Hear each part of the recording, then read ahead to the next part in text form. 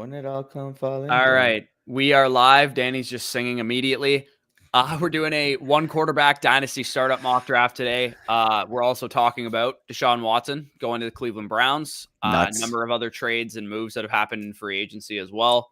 So if you have any questions, by all means, throw it in the chat. We have 10 people in this mock draft right now. Do you want to share your screen? You want me to? I'm down for either. Which do you prefer? I got to make my pick on the clock. That's all good. Draft, so you should probably share yours. Sounds good, brother. By the way, if you guys don't know what that means, we are in a startup as we speak as well. So we'll update you guys. You know what we're thinking. Live picks too. You know, keep it fresh, keep it cool. Yeah, so we need 2 more people for the actual for the mock draft of this video. It is a one quarterback PPR dynasty startup mock draft. There is no tight end premium or anything like that. So if you guys want to join it and you're not already in, feel free to join in the YouTube chat. Link is also in the Discord if you're in the Discord as well, in the Dynasty Decisions server or tab or whatever in Fantasy HQ. So we'll fill this once this fills up. We'll start the draft and all right. So we got it filled. I'll randomize the order. Draft settings, draft order, randomize teams. Sorry, Lucas is like in your stream says one quarterback. Our stream's a mock. If you're watching, Lukey, our stream's a mock. Yeah, I must. Yeah. Oh, you got one. Oh, wow. You got 102. Damn, interesting. Well, you know where I'm heading with this. I know it's a little. I mean, to be fair, I expect somebody to go 1-on-1, so it's not that big of a difference. Yeah. We got big man lumber going with the classic JT. So I will actually go with my one quarterback 101 in Jamar Chase. And I know a lot of people are gonna get at me because I'm the quote unquote RB hater, but man, Jamar Chase has just as an elite ceiling at his position, and obviously the longevity built in playing the wide receiver position. So I would prefer Chase personally. Yep. No arguments there. We got Jonathan Taylor, Jamar Chase, the first 2 picks off the board. We don't play personally in any one quarterback leagues, but we both, we have a pretty good understanding of how the dynamic is going to shake out, seeing how many of you guys have phoned in Dynasty Decisions questions and stuff for one quarterback leagues. So we expect most likely Justin Jefferson to be the next pick. I would imagine maybe he goes in a different direction. He goes with, Javonte Williams or somebody like that. Maybe Kyle Pitts. All kind of fine picks at that point. So for sure, we'll go see if we have any questions in the chat here. We got perfect. Let's fucking go. What up? What up, Corey? Lenny and the Bucks playing chicken. I think it's Fournette, not the Bucks, who are playing chicken right now. I think Fournette thinks he can get more money on the open market. Good for him. I mean, this is his only real payday that he's going to get. If he wants to, sign somewhere else to get his big payday and secure, his and his family's future, no complaints for him doing that. But I'd imagine he's going to be out there for a couple days, couple weeks still, while he gauges his market. Yeah, no, for sure. Sorry, Fletch just trolling in the league chat. Let's fucking go. Let's see Spicy Eye. You'll love to see it. As we do see Najee Harris be the next pick off the board in the mock. I am always picking 1-9, 1-10 for real. I own ETN, Jacobs, Mitchell, Javonte at running back. Would you trade Jacobs for the 106 in a heartbeat?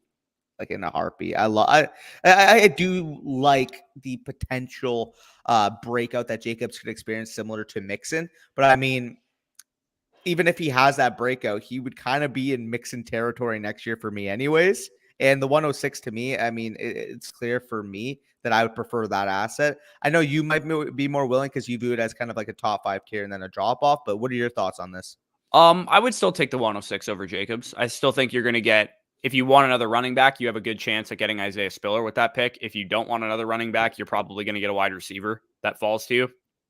Most of the mocks that I've seen do have Kenneth Walker going ahead of Garrett Wilson and Drake London in most cases. So you're probably going to get one of those guys at 106 in superflex format. So, and if any of these other quarterbacks get really, really high draft capital or a decent landing spot, who knows? One of those guys could be pushed ahead at 106 as well. Metzger, it's a one quarterback, right? Just want to make sure he knows that in the chat. I mean, either way, I mean, in a one quarterback, Josh Allen's still quarterback 1. It's still early in my opinion, but Yeah, I mean, yeah. Let's get to Edward.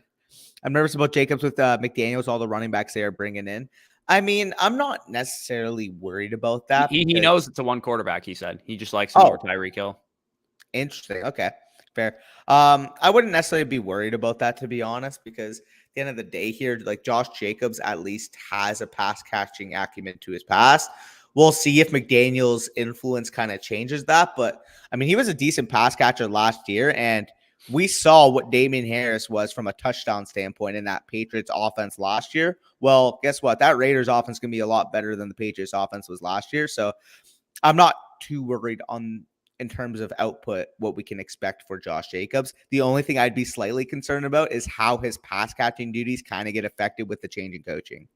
Right, for sure. And Edward also says here too, I have picks 101 and 104, and I already plan to take Breece Hall at 101. So you're going to replace Jacobs, Yeah, whatever he meant to your running back core, whether he was RB2 or 3 for you in for your draft anyway. So I'm on the clock here, looking at the board. I mean, it's okay, I guess. There's a number of guys that I think are like tier breaks. The one that I see is the biggest tier break is Kyle Pitts. So I'm going to go with Kyle Pitts here at the 112. In the one quarterback format, I think he should probably have been off the board long before this pick. I think he should have gone ahead of Hill and Kupp Easy. and, probably Breece Hall and Swift as well and Josh Allen. So, I mean, I'll say right now, personally, I get it. Even in a non-tight end premium, he would personally be at worst 4 for me. Like I would take him 104 personally in a one quarterback league. right. And I'm going to go with my wide receiver 3 here. AJ Brown is my other pick. Good pick. If I went with a running back, it probably would have been J.K. Dobbins as my next ranked running back, but I think there's probably a good chance I can get a similar tiered running back at the 312, 401 if I go in that direction. So A.J. Brown to me is the top of the tier for wide receivers in that, Deebo Samuel area, and I would take him ahead of, Hill and Kupp and Adams too. So I think that's a good value at 2-1 there for A.J. Brown. For sure. Would you trade this CH for 112, one quarterback league? I would rather the pick personally. I'd rather the pick, but the 112 in a one quarterback format isn't like an superstar level asset. I'd be if you make that trade, I would also shop the 112 and see what you can get for the 112. Because if you can get, I don't know if you're like a competing team or something like that. Because if you're a competing team and you can trade the 112 for Keenan Allen or something like that, I would definitely be looking to do something like that after you make the CEH trade. But yeah, I would also prefer the pick to CEH. For sure. By the way, do you mind taking a couple questions? I'm just going to quickly check something. Yep, no worries. Someone send you a trade? No, I'm just looking over the bylaws, making sure everything's intact because apparently I must have missed some stuff yesterday, so I want to make sure like everything's kind of figured out. Yeah. Yeah, like Danny said, we're actually in the mid. We just started a startup at noon. With a bunch of guys that we know pretty well, Ron Stewart and Notorious Fantasy and stuff. We're doing a Dynasty Superflex best ball league. We've never done a best ball version of Dynasty, so we figured we'd do that. And we called the league Too Lazy to Set Lineups, which is kind of funny. So landing spot will be important for Hall. I'm not sure it is, to be honest. I think wherever he goes, he's probably going to have a big workload. Assuming he gets drafted as high as I think he's going to get drafted. Yep. No, I mean, I fully agree. I mean, that type of prospect profile in terms of athleticism, in terms of production, in terms of receiving, it's just hard for him to not be like a top. What would you say is like kind of the minimum at this point? A top 6 to 8 non-quarterback asset in Dynasty at this point? I don't think I think that's a little rich for me because I currently have him as like my RB6 or RB7. I can't. He's my RB4.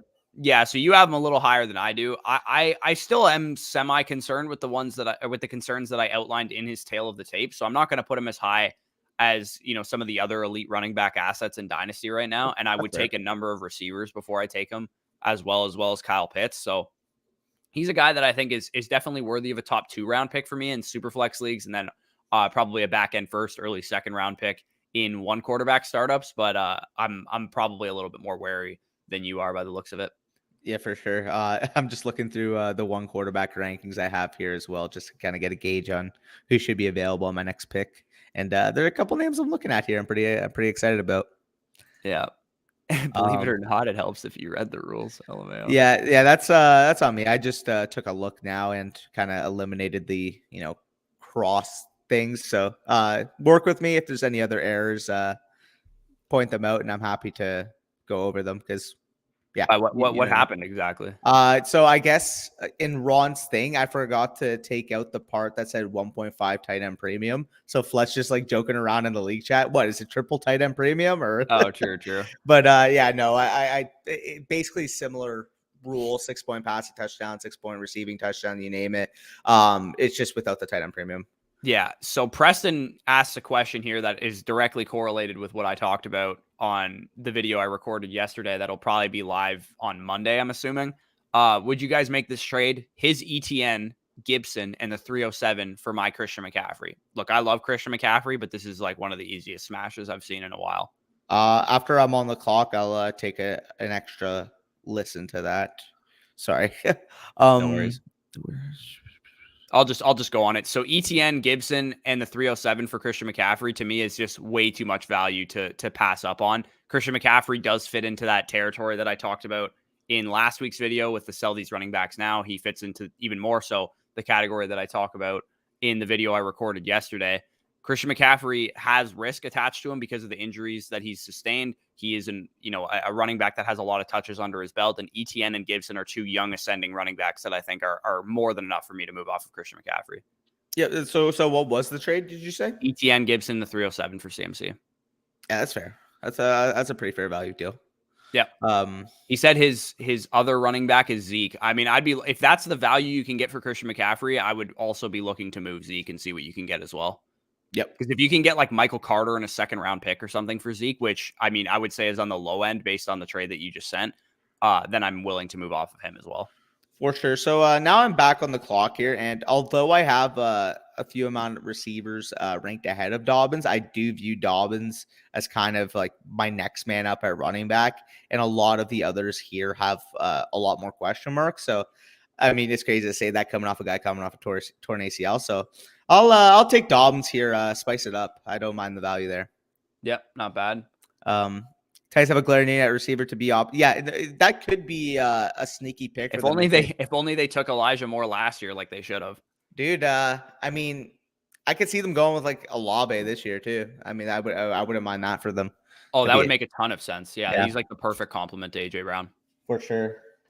Because you obviously with AJ Brown, you get the yards after catch fucking wizard, and that's like one of my biggest knocks on Chris Olave. The only real concern about Olave is his yards after catch. So yeah, but he can stretch the field. He can provide a little bit more of a possession role. You can draw him up stuff. He's the perfect like third down, get the first down guy, but he can also provide a field stretching element. He's a really interesting prospect from that perspective because typically those third down receivers don't have deep speed like Olave does. But the way he was used at Ohio State, he kind of showed his ability to, be a true possession receiver and also stretch the field, which have to make you, encouraged about his future prospects in the NFL because he could develop a full, 3-level ability in the NFL. And I think that was one of my, biggest compliments of Chris Olave is that he has 3-level ability already. Yeah, no, for sure. That would be auto drafters out here. Come on, guys. Guys, come on. You're gonna join the mock. You gotta have those. Gotta have that draft on, man. Come on. I was saying that because of my cup pick. Oh, the boys getting their practice deli meats in the chat. You love to see it. He's already talking the game. Can't wait till you're on the clock, brother. I gotta hit you with that DM about the pick. Yeah, that's an interesting. I was reading Jeremy's thing. He's DK over Lamb. You went Metcalf over Lamb, eh? No, Lamb was. Lamb went at 2-3. Yeah. No. There's no chance that Dan would have taken DK over Lamb. Yeah, it's a snake draft, Jeremy. So Lamb was already off the board.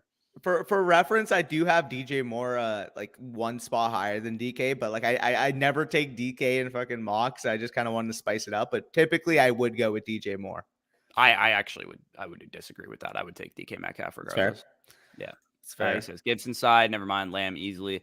Yeah, thought Lamb was on the board. My bad. No worries. Titans don't throw the ball. It doesn't matter who wide receiver 2 is. It does. No matter how little you throw the ball, you still need a good wide receiver 2. I'd argue they need a better wide receiver 3 and probably a better tight end also. I'd also argue the fact that they don't throw the ball as much because they don't have a wide receiver 2. Right. Exactly. Yeah. Nice. Should I keep Terry McLaurin or Cam Akers first year in Dynasty? If it's like a keeper question or like you just want to trade one of them, I would definitely be more comfortable keeping Cam Akers than Terry McLaurin. I would keep Akers whether it was a keeper or a dynasty league. I love Terry McLaurin, but the problem is again, people don't realize how old he is, and B, what is the ceiling that he realistically has shown?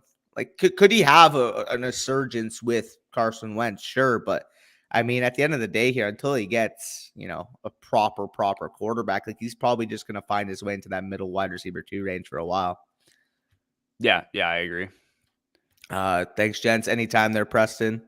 Akers in the second. Did he go in the second? He went 212. Interesting. I think that's fair value for him. I know, Probably. a lot of people are off of him because of how he played in the playoffs, but I mean, we're talking about a dude that was 6 months off a torn Achilles. I still believe, in everything around Cam Akers, the ability that I saw from him. His rookie year, I fucking knew Spicy Hot was going to take him.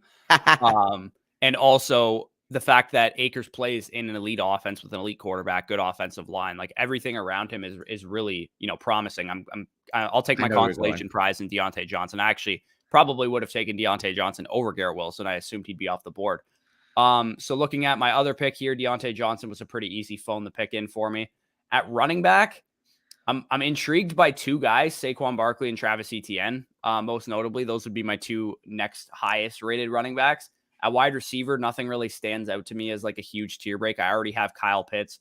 At quarterback, Lamar Jackson is on the board. So I'm actually going to go with Lamar Jackson here. I think Lamar Jackson is worthy of this pick. I personally have Lamar Jackson in that same area that I would have Justin Herbert in my overall rankings. So the fact that he was off the board a couple picks beforehand, I'll take Lamar Jackson knowing that. I mean, he doesn't have a contract extension yet with Baltimore, but I expect him to get one. And when he's on the field, I mean, he's a fantasy football cheat code. Yeah, dude, I fully agree with you there. How would you guys rank Dobbins? 10th running back off the board here, but curious where you guys see him. I actually personally have him as, well, I believe he's either my RB5 or RB6. One of those two in my rankings right now. And Corey, I think you actually have him higher than I do. You have him RB7. I have him RB6, but he is my RB5 among foundational running backs. The only running back that's not, young that I would take over him is Christian McCaffrey, but I have him right behind Najee Harris, right ahead of Breece Hall, right ahead of Antonio Gibson and Cam Akers. I see a pretty big discrepancy in how the market is valuing J.K. Dobbins versus what he's actually worth, in my opinion. We got a guy who had an ultra efficient rookie season, has a lot of time, more than 12 months to recover from the torn ACL, and he is explosive. He's a great receiver. And we saw the Baltimore Ravens use their running backs more in the receiving game last year. And we have a guy that's going to have 12, 15 touchdown, potential. And that's not even like a ceiling projection. That's like what I expect him to do because of the offense that he plays in. And as much as Lamar runs the ball, he doesn't run the ball in the red zone. That's what the running backs do. And Dobbins is going to be ultra productive like we saw from him in his rookie season in the red zone. Yeah, no, I fully agree there. And Crackshot does say Dobbins is underrated, in my opinion. Yeah, I fully agree. A lot of people are going to talk about the fact that as a rookie, he didn't have, an extensive amount of receiving volume. But we saw that Ravens offense take the next step from a pass game standpoint last year, despite Lamar Jackson missing time. Like Devontae Freeman was showing to be a productive running back in the receiving game. Could you imagine a guy of J.K. Dobbins' skill set being used in the receiving game, being used in open space? I think he's got the potential to be, a top 4 or 5 running back next year if he gets the adequate receiving volume. Right. He's pretty much like a young version of the outlook we had for Joe Mixon last year. We have a guy that has incredible touchdown potential, an offensive line that's going to be improved next year, hopefully with some health luck that they didn't have last year. They have a quarterback who's going to lead a really high-powered rushing offense that's going to make J.K. Dobbins efficient on the ground. And we have a guy that, unlike Joe Mixon, is capable of breaking off long touchdowns like we saw from Dobbins in his rookie year, too. Sorry, Elijah Moore just got absolutely nipped from me. Yeah, nipped. That's brutal. That was I couldn't believe he was still on the board, man. How is Elijah Moore going in the 4th round in a one quarterback league? Sorry, just give me a moment now to recollect who is my next rated player here. Let me just take a look. You can get into some comments. Yeah, no worries. Lamb or AJ Brown is wide receiver 3 after Justin Jefferson, Jamar Chase. So I actually don't have Lamb as wide receiver 3, 4, or 5. Actually, I have Lamb as my wide receiver 6 in terms of my foundational young wide receivers. I personally, and I know Danny disagrees with this, I would prefer Jamar Chase and Justin Jefferson, which is pretty obvious. Yeah. I would prefer AJ Brown, Jalen Waddle, and T. Higgins among the young wide receivers to CeeDee Lamb. And I mean, it's hard to argue CeeDee Lamb versus like Deebo Samuel, Cooper Kupp, Tyreek Hill, who are more like in their prime type of wide receivers. But Lamb and those guys are kind of all in like a big tier behind the top two guys for me.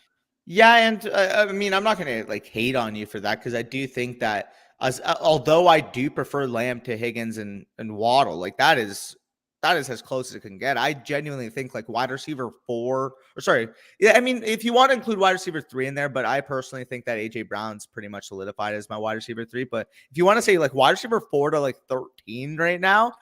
Well, yeah, like my wide receiver 13 is Deontay Johnson. My wide receiver 4 is Jalen Waddle. Like I don't see, like I see a bit of a difference between those guys, but not like a huge one. But like if you were to say right now, would you rather have Deontay Johnson in a mid-second or Jalen Waddle? Like that, like I would be willing to take that deal for Deontay Johnson. That's how close that range of receivers is. Like if you offered me, you know, my 13th ranked receiver and a second for my 4th ranked receiver, like I would take it.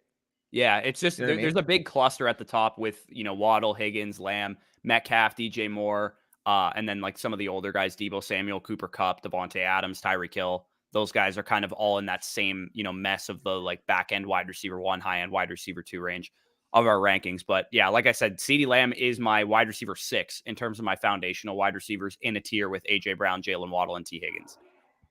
For sure. And I just kind of want to say, I understand he gets him and Lamar get a negative connotation because, you know, they're scrambling quarterbacks. They don't have longevity, but even in a 1 quarterback league, Kyler Murray at the 502, like I will take every single day of the week, man. He's a legitimate fantasy breaker when he's on the field, and you don't get that type of upside at quarterback. So I love Joe Burrow. I think, you know, in real life, you can definitely say he's a better quarterback than Kyler Murray. I just don't see any way in fantasy that I would take Burrow over Murray.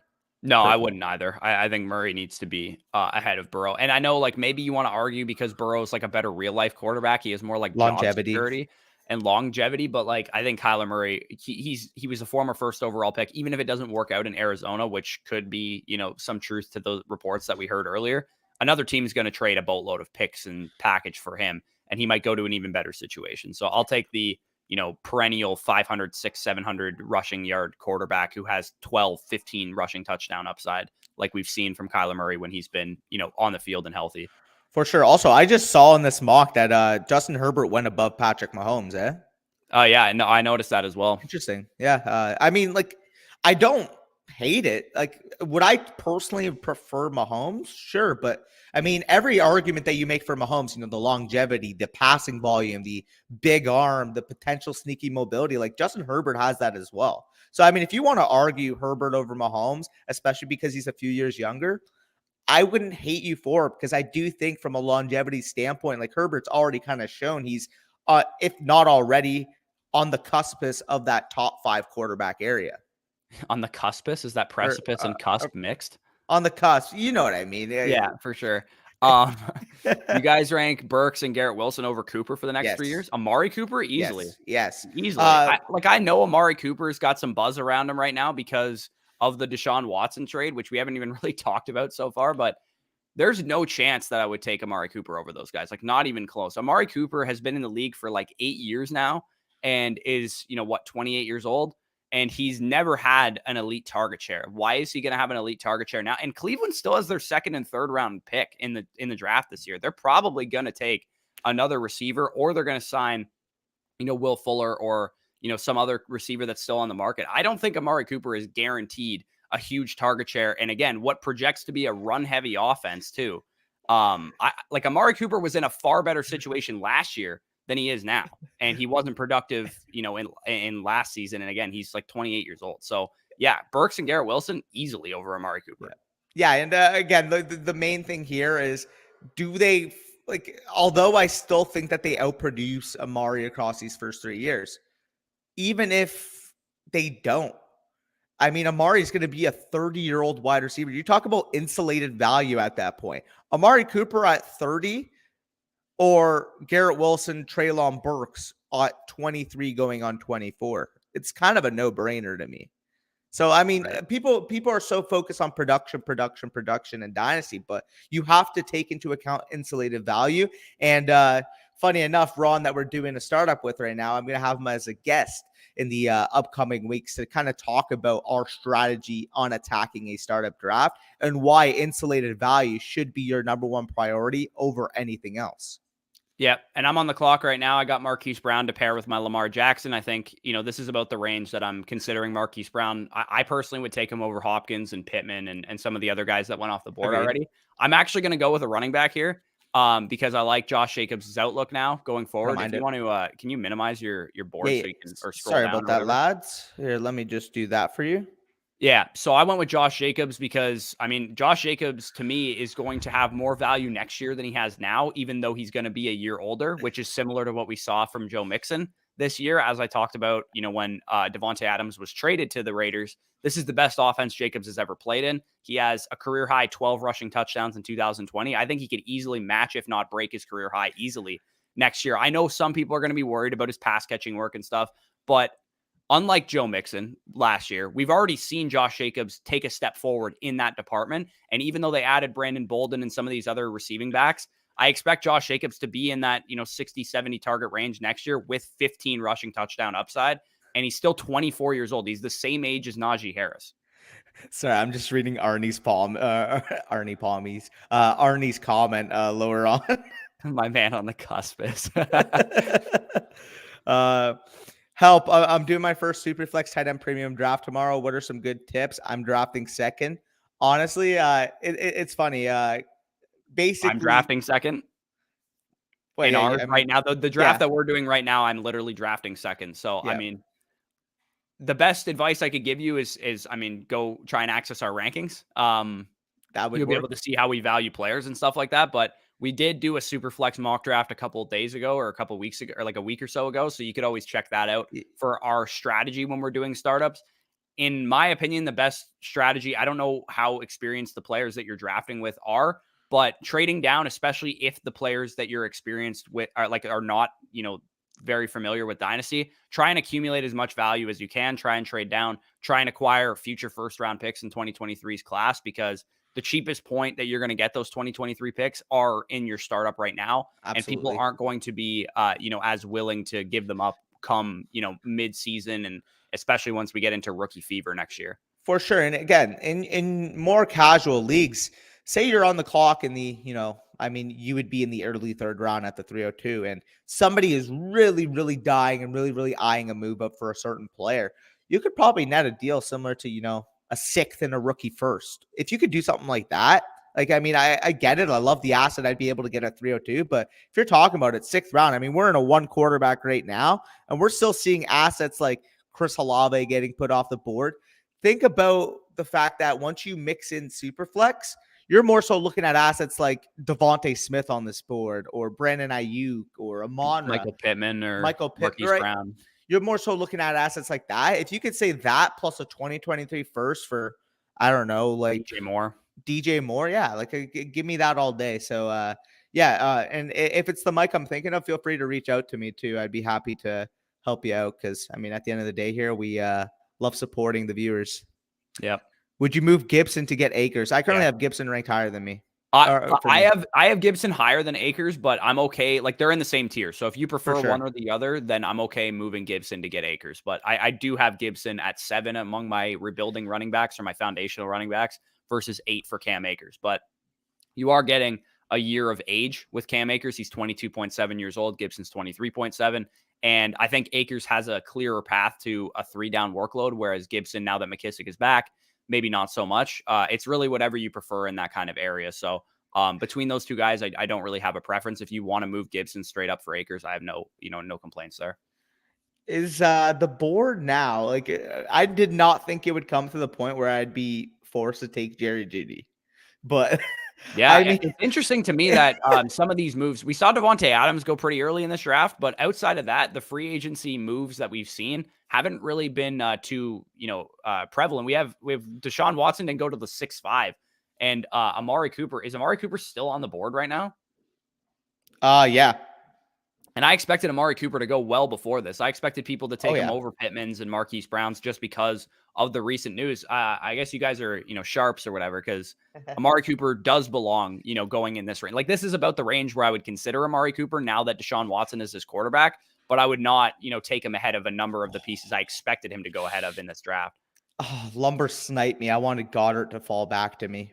Oh well, I mean, now I do see I like Freiermuth, but I do see a little tier break there at tight end because I do think Dallas Goddard is more so in the Hawkinson Waller area than he is in the lower area. So that one stings a little bit. But I mean, looking at the board, there's still an abundant amount of wide receivers available, and like, I mean, we're talking about Amari Cooper. Like, I don't love Amari Cooper, but like, this is, I mean, actually, Michael Thomas on the board. That's the pick.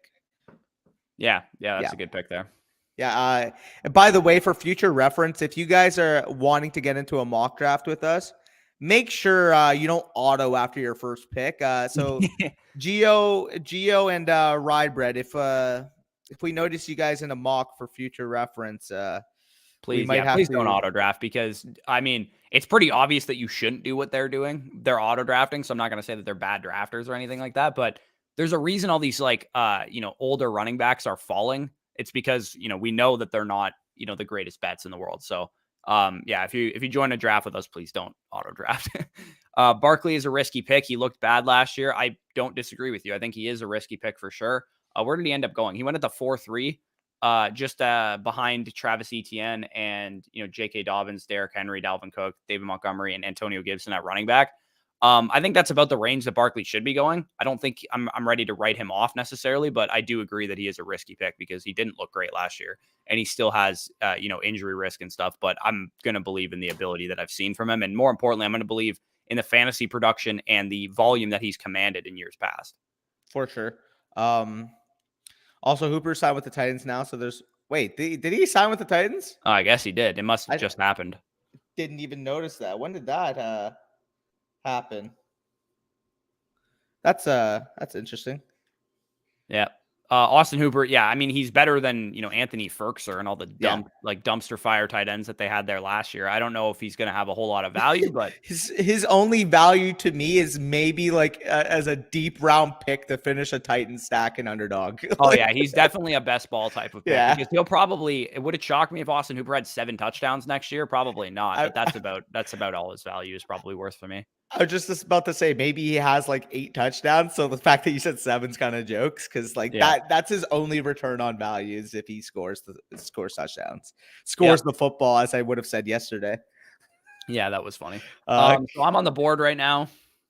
Yeah, Dub. I just wanted to quickly say, Dub. I do agree. I would prefer the young running backs over the older running backs in that scenario. But let Bush make his pick. Sorry about cutting you off, Bushy. Yeah, no worries. I'm looking at the board right now. There's a couple pieces that I like here. At wide receiver, I kind of like Darnell Mooney. I'm not a huge Darnell Mooney guy, but I do think this is probably about the range that I'm, looking for him. At running back, A.J. Dillon's intriguing. Some of these other guys I'm probably not overly interested in. I'm actually going to go with Darnell Mooney with this pick. I think he's probably the best available wide receiver to me. As far as like the rookies are concerned, I like Justin Ross, but I do think there's a couple veterans that I would pick over him.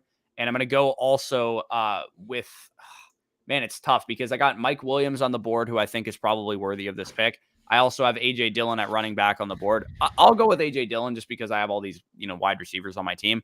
I think A.J. Dillon, he's really strange. When you look at his value, I feel like a lot of people are either way too high on A.J. Dillon or they're way too low on him. Yeah, and no, I fully agree. Again, I'm probably on the lower side of the spectrum, but like, as soon as he's going at this area of the draft, and he's going after, like I would easily take him over Ezekiel Elliott and Leonard Fournette and Clyde Edwards-Helaire. So I think that's probably pretty good value there. But I mean, him and Michael Carter and Josh Jacobs and Elijah Mitchell, they kind of form that back end RB2 of my dynasty rankings that I'm semi interested in, depending on the price. So I don't think that's a bad pick at 8-1. I just wanted to say too, I mean, Flet shout out, but how the heck did Dak Prescott fall 2 whole rounds after Russ? Yeah, I mean, that's probably a result of the recent news with Russ, and same with Watson going at 6'5". I think if I had a choice to get Dak at 8-1, where I could have picked him instead of taking Lamar at 4-1, I probably would have just went with Dak and went in a different direction, ETN or Barkley or something with my 4-1. Well, I love the value that I got on Kyler, but if I knew that Dak was going to be available this late too, I mean, I would have geared that direction as well. I mean, obviously, again, I wouldn't have had the option of Dak at, what is this, 8-11, but I mean, Dak in the 8th round is just stealing. And I think Trey Lance is a phenomenal pick too.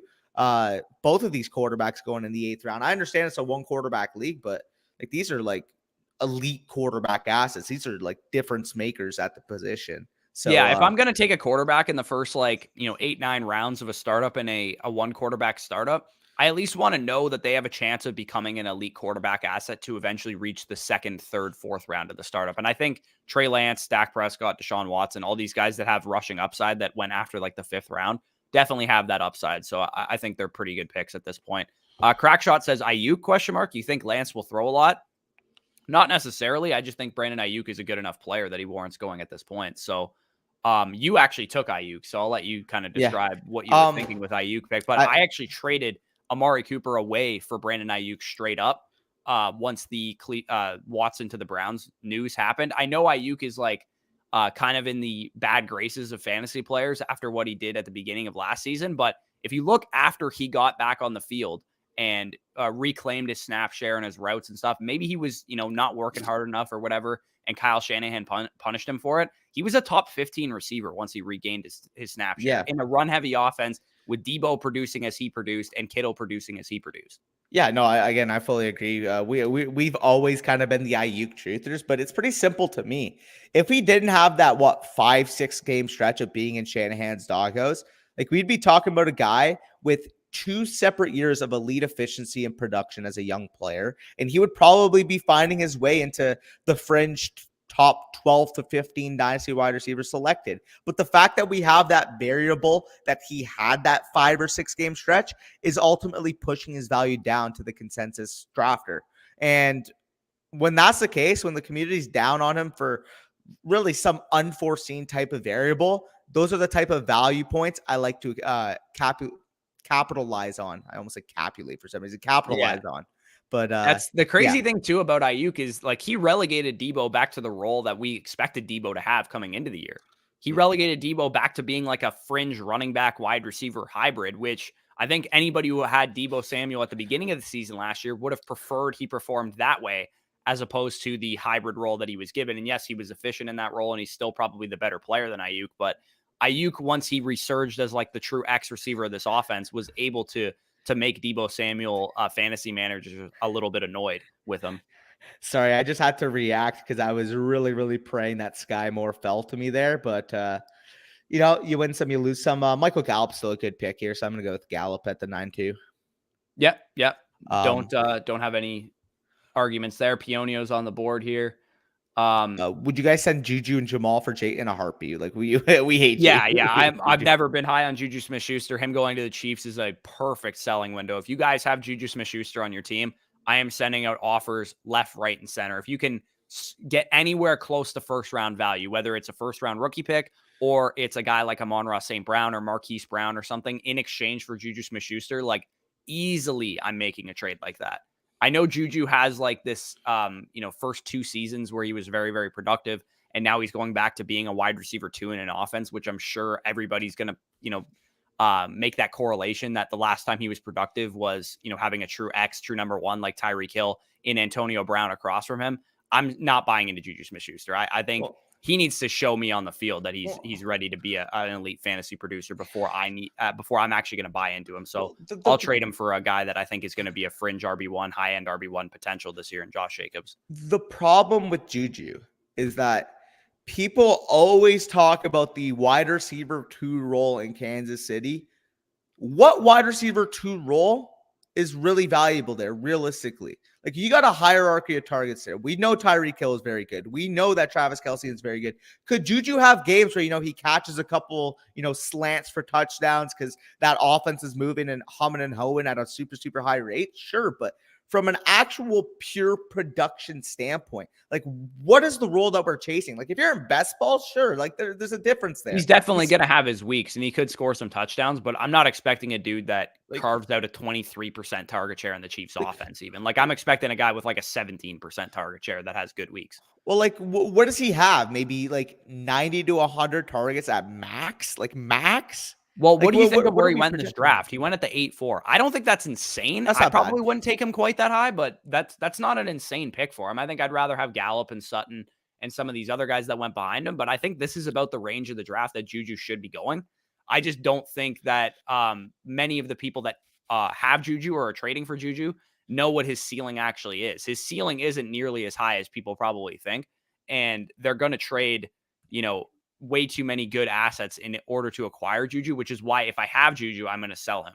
Yep. No, I fully agree with you there. Also, Corey, there's a couple polls in our league chat you could just get to. I already voted on the tight end premium perfect. one. And what's it called? Ron was asking about the 6 versus 4 point. So I'm voting. I already picked the quarterback, so that's kind of bullshit. Just saying.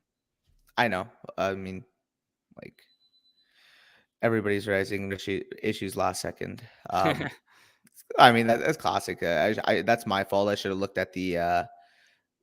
at everything further in depth. But either way, if you need running back, yes, suppose a great pick this late, amazing value. My man on the cuspus.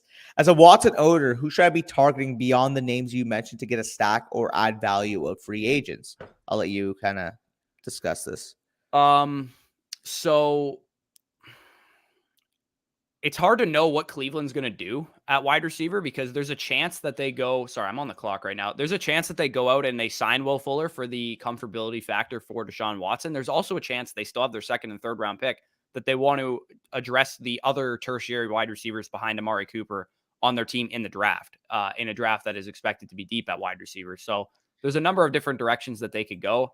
I'm actually going to make my pick here. Hunter Renfrow to me is probably a value at this point. I know he saw his value decrease with this, with Devontae Adams coming in and soaking up a large share of targets. But Hunter Renfrow, again, we say it all the time, no matter who is there, who is in that offense, commanding targets is a skill. And Hunter Renfrow showed that ability. So maybe they don't even re-sign Hunter Renfrow now that they have Devontae Adams. He's going to be up for his contract after this year. He might get a big payday in free agency. And I think given my team is kind of in flux, the team that I've drafted so far could compete, could also be more of like a rebuilding team. I'll take the chance that Hunter Renfrow's value increases in the next year or so from where it's currently standing, because he was very, very highly regarded before Devontae Adams got there. And I think it's gone a little too far with him at the 9-12 here. Yeah, and I just quickly wanted to address sleeper markets. Yeah, I agree. That's my fault. I'll acknowledge that. That's on me. I was adapting like new bylaws, but I should have made sure that every single setting and everything was thoroughly examined before initiating the draft. So I mean, I'll take responsibility for that. And yeah, wait, what are you talking about? No, I'm just reading Sleeper Marcus's comment about the scoring settings, like on the live. So I just want to address that. I'm like, obviously it's my fault on that regard. Yeah, no worries. Flat just woke up. Yes, sir. Brock, love seeing you in the live. In the middle of my first dynasty startup, 12-team superflex, 0.75 tight end premium startup. Those are some fun rules. Traded Hawkinson and Muth for Justin Jefferson. I'm doing that in a heartbeat. Yes. Then got a 2023 first, second, 14-11, all of his fab for trade. That, yeah, you well, he also traded a 2023 first along with Hawkinson and Freiermuth. Traded 2023 first, 4-12, which ended up being Hawkinson, and the 7-11, which ended up being Freiermuth for Justin Jefferson. Are you still okay with that trade? Absolutely. Yeah. No brainer for me. I mean, realistically, Muth is probably worth like an early 2. I mean, a tight end premium, maybe a late 1. Hawkins is probably worth a mid 1, and then 2023 first. Like, I would just give me Justin Jefferson. He's a clear locked and loaded top tier receiver. Yep. And then the second part of the trade, like that's stealing. I'll do that any day. Rip to our Watson to Pitts hopes. Yeah. I mean, if there was ever a buy low window for Pitts, it's probably now. Yeah, in crack shot, I agree too. That's my fault, but I mean the first 2 picks are pretty much set in regardless. Everybody's coming at my head. I get it. I messed up. I was have Allen JJ. Yeah, that's fire, Ryan. That's fire. Yeah, bro. No, like I'm a Michigan fan. That was heartbreaking when I saw, because it happened so early in the morning too. I think it happened like what, like 10:30 or something like that. Yeah, that's early in the morning. Well, keep in mind I'm adjusting my COVID sleep schedule, so allow me. But it happened just like out of nowhere, pretty much, and I was like shocked when I woke up to that type of news. Right. So either way, let me get into this pick. I'm gonna go Tyler Algier. We kind of talked about it, but I mean, the only real concern we have is maybe the draft capital, because he's got the prototypical size, he's got good film, he's got pass catching ability, and if he finds his way onto day 2, like this is a legitimate top 15 rookie selection. Yeah, I think that's probably a good move. I can't tell where the NFL is at with him. I really have no idea. Like, I don't hear a lot of buzz, which typically doesn't, point to a good sign. But we've seen, a guy like AJ Dillon and Zach Moss not get a whole lot of buzz that had, pretty decent prospect profiles. Though, AJ Dillon went in the second round of the NFL draft, and Zach Moss went in the third. So, is there a chance that Tyler Algier goes in the third round? I think so, very easily, because there's a number of teams that could use, a physical running back like him. Yep, no, fully agree. So I think teams know now that that's when you take them, is on the second day of the draft, not necessarily like on the first day or overpaying free agent running back. So there's a good chance that the reason the free agent running back market is so slow right now is because teams are just like, screw it, I'll just like address it in the draft. Yep, no, I fully agree with you there. About to be back on the clock here, and I actually, we're chilling. There's some interesting quarterbacks still here. I mean, Malik Willis, like, I get it's a one quarterback league, but his upside as a runner too is very intriguing at this point. Obviously, Trevor Lawrence as well.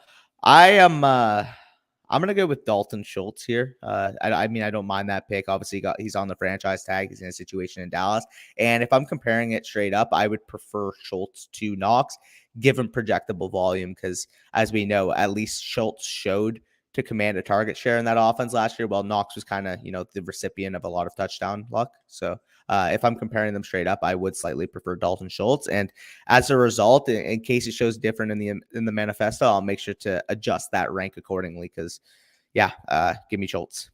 Yep, no worries. I traded down 3 times in a superflex startup, and I got 3 firsts for this year's rookie draft. That's, again, always a smart move. If you're able to attach those pick values, like if you take whatever pick the player that the guy took, let's say he takes Deontay Johnson like the mid-third round or something, and you got his 5th in a rookie first, if you get the difference between Deontay Johnson and, let's say, who went in the 5th round this year, Devontae Smith or like somebody like that, the difference between Devontae Smith and Deontay Johnson is not worth a rookie first, in my opinion. So that's always a smart strategy to make there. So good on you, Crackshot, for making that. In that Superflex tight end premium, should I trade the 102 for the 109 and a 2023 first? I probably wouldn't. I think the 102 this year is pretty valuable. If that was like the 105 and for the 109 and a 2023 first, okay, making that move. But the 102 and the 109 to me is a pretty big difference this year. Honestly, again, I'm a value whore, but like, 109 would be at some point. Like, if you can guarantee me that's like an early first, maybe, but like you probably can't. So I'll probably take the 102. Well, at 109, what are we thinking there? Like maybe Deshaun you get Watson? like Olave or JMO is probably what you're looking at. I read this as a startup. Oh, if this is a startup, then absolutely make that trade. If this is not a startup, then don't make that trade. Because I think at 109, you could potentially get like Lamar Jackson there. That's what I mean. Like Lamar, Kyler, Watson, one of those 3 should be like maybe available to you at 109. And if I'm comparing, as much as I love Allen Mahomes, like if I can still get an elite quarterback asset and get a 2023 first in a class that should be absolutely loaded, I would prefer one of those quarterbacks in the first. As much as I love those top 2 guys. I said, if that's a rookie draft, then I'm taking the 102 for sure. Yep. Big dub for you, bro. Come on, man. Ridley isn't playing here. Yeah, facts. Top of the morning. What's up? It's 12:51, but yeah, top of the morning if you're on a different coast. Austin Hooper is predominantly a pass catching tight end. He could easily be the number 2 target in Tennessee for what it's worth. I mean, I don't think that's, probably the smartest expectation to have for Austin Hooper. You could probably convince yourself that he's going to be, a piece of that offense, going to have a good red zone role and stuff, but that's probably as far as I'm willing to go. his ceiling's probably only like limited as like a back end tight end 1, in my opinion, in a run heavy offense with AJ Brown dominating targets, Derrick Henry obviously being the main, focal point of the offense. I'm probably not, and I expect them to add a receiver in the draft at some point or in free agency. So I'm probably not going to be too high on Austin Hooper as anything more than like a best ball guy. Yep. No, for sure. Michael Carter underappreciated RB26. There's just so much risk in Michael Carter at RB26. I think that's probably appropriate value in my opinion, but he's not somebody I'm overly excited about investing in at this point. Yep. So I close out my draft at the turn here with Malik Willis and Ramondre Stevenson. I think those are, Ramondre Stevenson, my viewpoint, if you guys are in a startup right now, when you get to like the 8th to 10th round, 8th to 12th round of your startup and you're looking for running backs to pick, the best strategy I've found from previous startups is just pick good players at that point. Like, don't worry about roles. Don't worry about, who, if this guy goes down, this guy will be valuable. When you're at this point in the draft, the running back position is probably not a smart investment. So if you're going to take a running back, at least pick one that is a great player. And I know that Ramondre Stevenson showed enough last year to tell me that he's a good player. And the rest is kind of, up to him and up to his coaching staff. If Damian Harris moves on in free agency a year from now and Ramondre Stevenson's the starter, then great. If not, I have a guy that at least should hold dynasty value because he's a good running back. For sure. I lost out on Sky Moore. I was heartbroken. I'll buy Juju for cheap all day. It depends what cheap is, right? Like if you're a contending team and you want to send a mid-second round pick for Juju Smith-Schuster, I don't think that's a terrible investment. But if cheap for Juju is a late first, that's not cheap. Not at all. Yeah, that's you're buying him at expecting that he's going to be, because I can get Keenan Allen for a late first. Yep. And to answer fantasy football Atomic's question, like, yes, Mark Andrews outproduced Travis Kelce last year and is a whole lot younger. So at that point, am I looking at the more productive 26-year-old or the less productive 32-year-old? I think Andrews might be a bit older than 26, if I'm not mistaken. Oh, no, he's 26 and a half. Why did I think he was like 27, 28 for some reason? But I knew he was about 26, 27. I just kind of took a dart there on that. Who is Jay Chestnut? I have never heard of that. Joey Chestnut, baby. Yeah. I've literally never heard of that person. I think that sounds like a fake name, if I'm being honest. Joey Chestnut? He's the hot dog Julius eater. Chestnut. Oh, you know Joey Chestnut, right? That sounds familiar, but I don't know what I know him from. Joey Chestnut's the hot dog eater. Oh, sure. What's going to happen with the Bills RB core? I think it's going to continue to be like a complementary thing around Josh Allen's running and the passing team that they are. I think who did they add again when JD McKissick skipped town? They didn't add a running back, I don't think. Did they not add anybody once JD McKissick said that he was not coming? Also, I just quickly wanted to say that the Raiders signed Garrett Gilbert, Cowboys legend. God. So, but I don't think they signed a running back. I think they will at some point. I think like a Melvin Gordon type could go to Buffalo, or they could just draft another guy and throw him into the mix. I don't think they're going to make a move. I've heard reports that they might be in on like Christian McCaffrey or Saquon Barkley in a trade scenario. That'd be the only way I'd be interested in a Bills running back. I'm probably not interested if there's, 3 guys that we don't know what to do with at that point. I'll just take my shots in best ball leagues and that'll probably be it.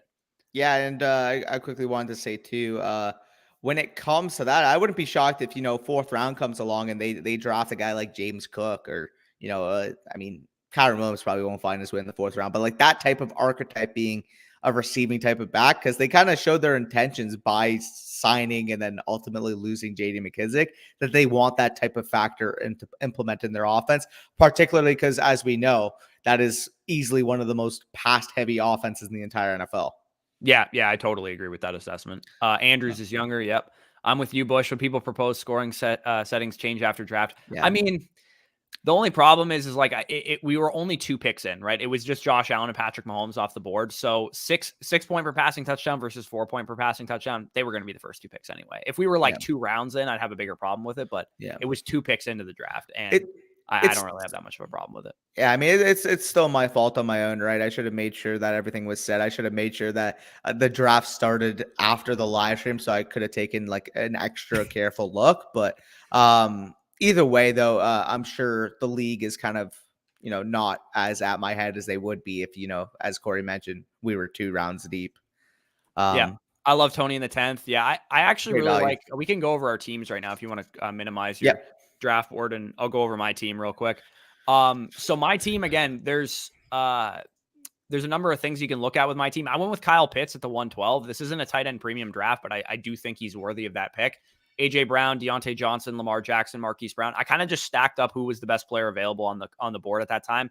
The only pick I would probably change, like I said, is taking Lamar Jackson instead of maybe ETN or Barkley or somebody like that, because I didn't know that how quickly the quarterbacks would dry up. So I figured Lamar Jackson was a good pick here, assuming that all the other quarterbacks would be gone by like round 6, round 7, like they probably should have been. The fact that I could have gotten Dak Prescott in the 8th round, or Jalen Hurts in the 9th round, or, any of these guys, Justin Fields in the 10th.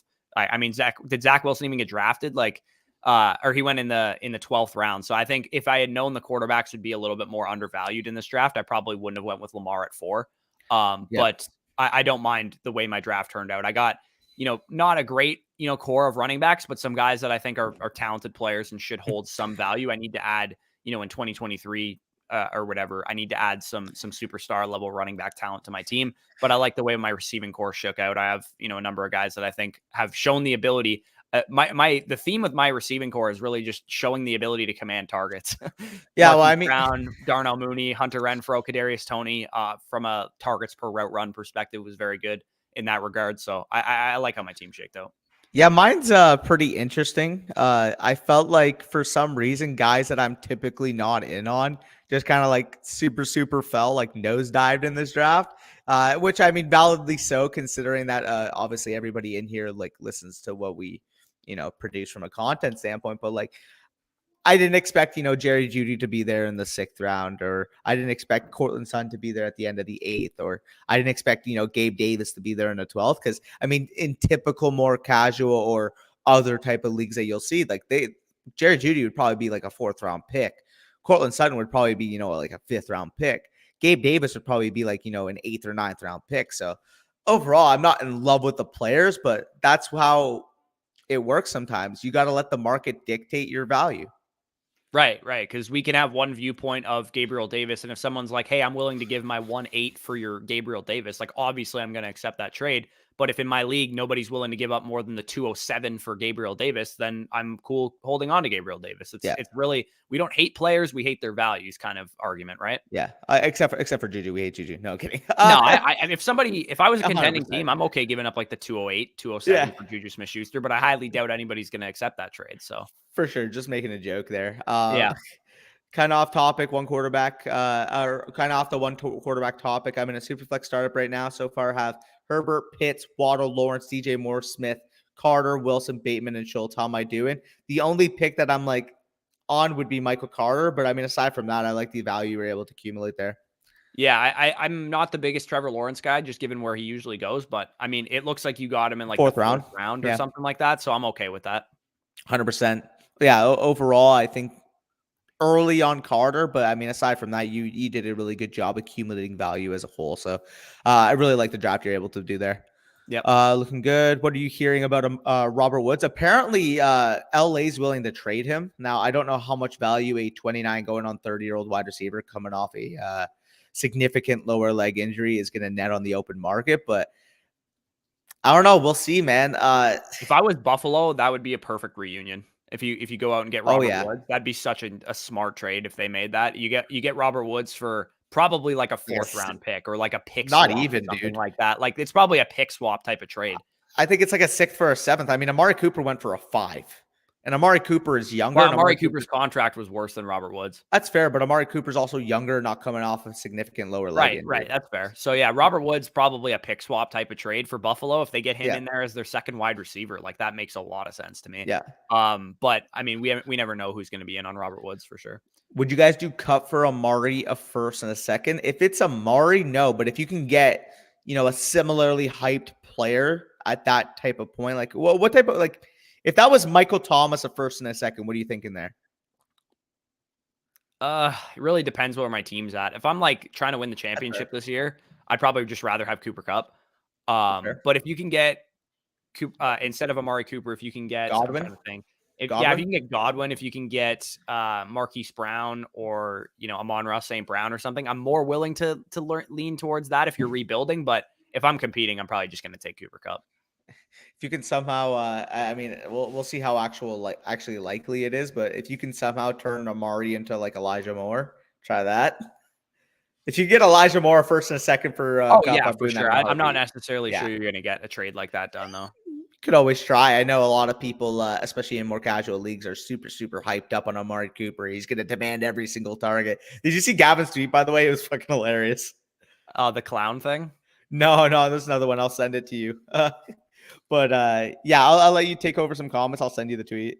Yeah. So Michael Carter is a value until the Jets draft 2 running backs. I mean, we don't know what the Jets are going to do. They have a lot of draft capital and they could definitely address the running back position. And it's not necessarily that, like, if they draft, let's say, Brian Robinson in the 3rd round, is that going to hurt Michael Carter's fantasy production? I mean, marginally, sure. But how much is it going to hurt his value if that happens? That's really what we're focused on with Michael Carter, because I like what he can produce from a fantasy perspective, but I don't like where the market values him, assuming that he has no risk, because he definitely has risk to his value. That's kind of where I view Michael Carter, because I loved Michael Carter coming out last year. I had a way higher grade on him than he went in the draft. I just don't like the fact that he's got to make it through all these hurdles before we know if he's going to be the starter or not. For sure. I also sent you the tweet, but I'll get through some comments. Also, Sleeper Markets is just my new co-host, but I'm kidding. Yeah, Julius Chestnut. Chestnut, yeah. Where Wilbert. Carter and Williams were great at UNC, but Carter doesn't get any love. I loved Michael Carter. I really like Michael Carter as a player. I don't like. He's got limitations. Like I said, I don't like where the value could change. If if Brian Robinson goes 3rd round to the Jets, how much lower does Michael Carter go in your rankings? Probably not a lot, but how much lower does he go in value? Probably a bit. Yeah, quite a bit for sure. Zach has my last pick. Yes, sir. Zach, he's super underrated, man. I think insane. People, like, when you look at these rookie quarterbacks, what's happening around them? I mean, in San Francisco, Trey Lance looks like he's going to be the starter, but they haven't traded Garoppolo yet, and apparently they were sniffing around Deshaun Watson as well, so that's a little bit interesting. Trevor Lawrence is getting, whatever the Jags are doing. He's getting weapons around him, if you want to call what he's given weapons, but I mean, at least they're doing something. So I don't want to, bag on them too hard. Justin Fields and the Chicago Bears have done virtually nothing to support him. They haven't added any receivers of note. They added Byron Pringle, I think, was a guy that they signed, and Equinemius St. Brown. So they're not really doing a whole lot of anything. They don't have a 1st round pick this year to do anything either. So that's interesting for Chicago. The one team that is really building around their quarterback, because the Patriots haven't really done anything either, is the Jets and Zach Wilson. They added a solid guard in Laken Tomlinson. They added a number of pieces on the defensive side of the ball that frees them up to use their 1st round picks on potentially offensive pieces. That's going to help Zach Wilson, because if they don't need to go with a defensive tackle or a corner or something like that, then they can go with Drake London at 10, or they can go with, whatever, offensive tackle or offensive lineman they want to go with at that pick. Yep, 100%. Patterson will stay in Atlanta. Yeah, I saw that report as well. Yeah, looks like he's re-signing there. I don't know. I'll let someone else take that risk. Everybody's going to point out. It's all going to depend on cost. If people are off of him and he's like a 9th round pick in redraft next year, I'm okay making that pick. But if people think he's going to do what he did last year and take him in the 5th round, absolutely not. I think he's going to find his way in the dead zone. People are going to find a way to hype him up. 100%. I guess. But do you consider him a running back or a wide receiver? So is he in the dead zone, or is he a value wide receiver? That's fair. I mean, that's fair, dog. That's fair. But yeah, did you see what I sent you, by the way? No, I didn't. Take a look. I'll check if there's any comments that come in. You'll laugh. Oh, it's funny. Yeah. That's funny. Yeah. I mean, Amari Cooper, he's all going to depend. Because where do you think he's going to end up going when the dust settles in 3rd, 4th round? Assuming Deshaun Watson isn't suspended, which is still definitely a possibility. I think 3rd, 4th round is where he's going to find himself, because it always seems like that's where Amari Cooper finds himself. Yeah, he does seem to find himself. And like I said, do you think last year he had a better situation then, or does he have a better situation now? I think he had a better situation last year, and he disappointed pretty heavily. It's comparable. I mean, people are going to argue, there's so many weapons in Dallas. There's not as many in But if you account for the fact that Dallas was going to, at least at the time, we projected Dallas to throw the ball way more than what Cleveland is going to do. The target share is probably going to be the same in both offenses. A 22% target share at max, probably, for Amari Cooper in Cleveland is going to be a lot less valuable than a 22% target share in Dallas. What are we setting the over under at for Amari Cooper targets? 115, 120? at max. Yeah, like that's probably what I'm thinking because like we don't know how they're going to operate with Deshaun Watson. Maybe they were only run heavy because they didn't trust Baker Mayfield. That's definitely a possibility. Possible.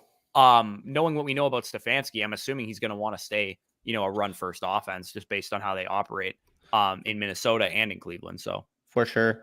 Got him in the 10th here. Yeah. I mean, Wilson's a steal. You're talking about Patterson. Never mind. I was laughing because he's like, if Matt Ryan could handle that pressure that what's in his face, Patterson could produce. Yeah, God. that was fucking hilarious. Yesterday, I was dying, bro. That guy sent my dad that clip, and he responded with just a random YouTube video of like misheard lyrics and actual like hyped songs, and some of the lyrics are just fucking hilarious. Yeah. For sure. All right. So any other comments that you guys have, feel free to leave them below and we'll get to them. I have not eaten anything today, so I am starving. Oh, so same. I'm probably gonna hop off here. We're gonna have to record soon too. Yeah, exactly. Yeah. Tell Schefter to announce Ryan to Indianapolis. I hope for your sake, Matt Ryan does go there. But yeah, either way, appreciate you guys hopping in for the live for about the last hour and 5 minutes or so, and appreciate all of you guys who contributed to the mock. But we're going to sign off. You guys should be seeing Dynasty Decisions coming out tomorrow. Pretty hyped to produce that. And yeah, peace out. Hope you enjoy the live.